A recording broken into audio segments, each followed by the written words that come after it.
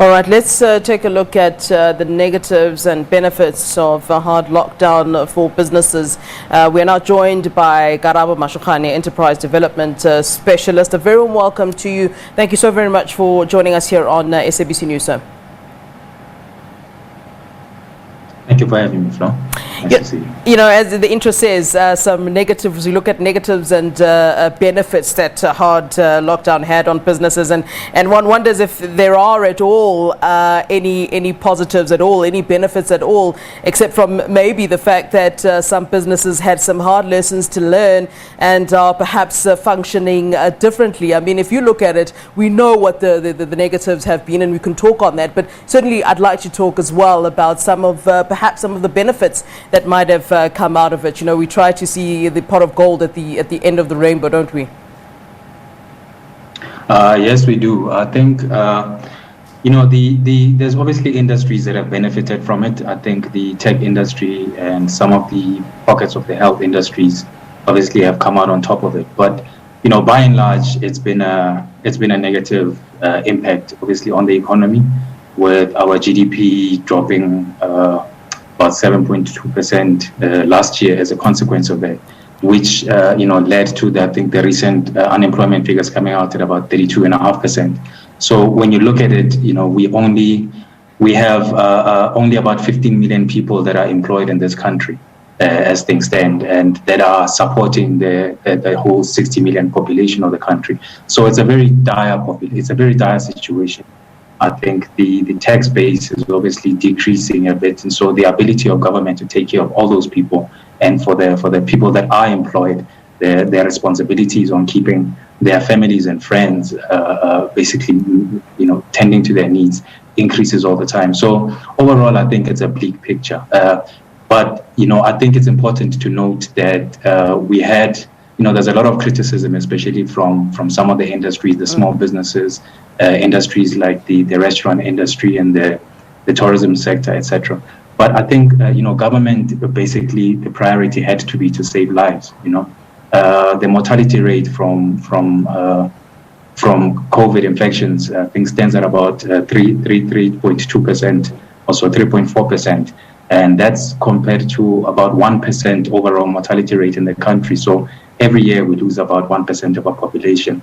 And so in that context, if COVID is allowed to run unchecked and there isn't a strong response from government, then we'll be in serious trouble, and all the small, I think, positives and the little economy that we still have going would have totally disappeared. It's important, I think, you know, what I looked at was that the total deaths in the country in 2020, even in the midst of a pandemic, even with that high death rate of COVID, the total deaths actually decreased in the country last year compared to 2019, which is not really unusual. It's been decreasing, I think, since 2008. But I think it speaks to how, you know, I think some credit has to be given to government on that front, that they managed to achieve that even in the midst of this pandemic with such a high death rate. Yeah. On the economic front, though, I think there's a lot that is left to be desired. I think our challenge as a country is that I think we lack almost a coherent theme for as an economic strategy, essentially. And what we see and what we've seen from government as a response to the situation and the crisis that we have are really just tactics, you know, and it's moving from one tactic to the other. You know, it's issues that are flavors of the moment, whether it's youth employment or 4IR or whatever, and there's a running theme of infrastructure development. But overall, I think because of a lack of a coherent strategy and theme of economic development in the country, we end up with a very difficult situation where unemployment just year on year, even before the pandemic, keeps decreasing. So there are some positives. I think individually, business owners have to look at the situation and rethink how they run their businesses. Yeah. Look at what this pandemic, and we've just heard that, you know, it's unlikely that this thing, even if the vaccines go well, the rollout goes well, it's going to end, that the pandemic will end very soon. So it's going to be a part of our lives. So we've got to realistically look at our situations as business owners, the impact on businesses, on markets. A lot of markets disappear, especially when there's hard lockdowns, etc. Customer needs are changing. the way customer needs consume some of the products that they consume changes. For example, even you look at people working from home, that things like formal wear and formal shoes. I was speaking to a business owner the other day who owns a shoe shop that sells men's formal shoes primarily. That because people are working from home, people are not traveling as much. People are not needing to buy shoes as often as they used to. And more than that they are moving more from buying formal shoes to more informal shoes and sandals because they're staying at home and not needing to go to the office that much. Yeah. So those are some of the key things that we've got to look at. And I think as a business owner, individually, people have to look at that and say, okay, how do you respond to that? And it's important to follow the market. And I think initially when we had the initial lockdown, we had 366 days today. We thought 21 days and it will be over. And so everybody had short-term responses, and most businesses thought, if I can just hang on for these 21 days, then I'll be okay. So it's turning out that that's not the situation. Yeah, and that's the point. And they will not come back. And then that's the point. There've been a lot of people who've said, a lot of analysts who've said that, some of the effects of COVID-19, those businesses who maybe didn't feel it last year will certainly start to feel the ripple effects this year. And I wonder how accurate that is. You talk about the fact that businesses should rethink how they run their businesses. We saw with some of the small businesses that they didn't really have contingency plans to cope with challenges, never mind the challenges brought by a pandemic. So I mean, that's an interesting point you talk to, the fact that people need to rethink how they do business. But I'd also like to talk to the fact that there are a lot of people saying, look, the effects of COVID-19 for many businesses are still actually to come.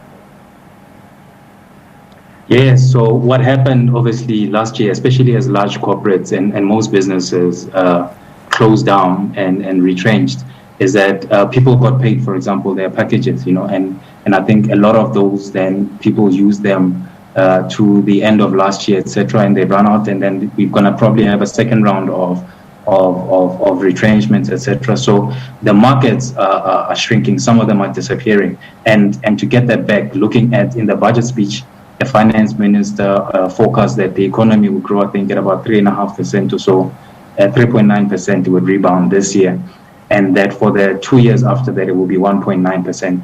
So that tells you that first, even Treasury is saying over the next 3 years, we're not going to even return to where we were post-COVID, and that was already, in a situation where unemployment was very high and the economy was not doing well. So it's really to think about that and look at that, and businesses are there to solve societal problems and to meet society's needs.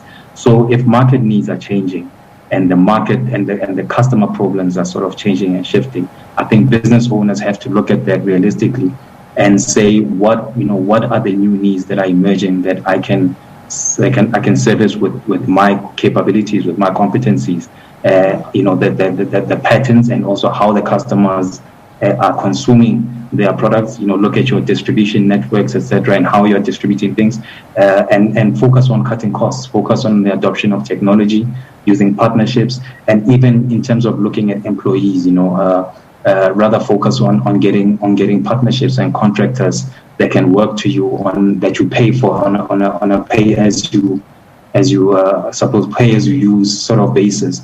And really to adopt what I suppose has been called sort of the Uber Airbnb model, that instead of investing in hard, I think, infrastructure that is stagnant and huge capital investments, try and rent and as I say again, pay as you use.